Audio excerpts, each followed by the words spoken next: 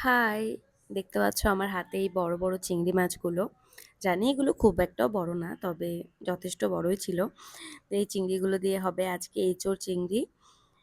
এটা তাও মায়ের হাতের। মায়ের হাতের রান্না তো সবারই খুব ভালো লাগে আর আমারও খুব পছন্দের।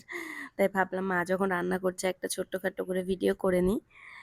তো চিংড়ি মাছগুলো ভালো করে কেটে বেছে ভেজে নিল। তারপর এঁচোড়টাও সেদ্ধ করে ভেজে নিয়েছিল, এঁচোড় আলু।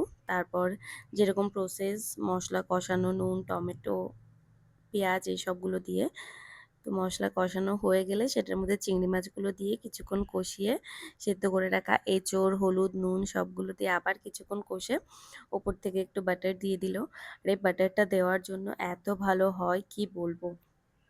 তো কিছুক্ষণ আবার কষিয়ে জল দিয়ে মোটামুটি সেদ্ধ হয়ে গেলে ওপর থেকে গরম মশলা গুঁড়ো দিয়ে দিতে হবে। যদিও এটা গরম মশলা গুঁড়ো ছিল না, ওটা ছিল ভাজা মশলা। গরম মশলা গুঁড়োটা তারপরে দিয়েছিল, সেটা আমি শ্যুট করতে ভুলে গেছি। দেন মায়ের তো রান্না হয়ে গেছে, আমি একটু টেস্ট করলাম আর এটা অসাধারণ ছিল। তোমরাও ট্রাই করো এভাবে।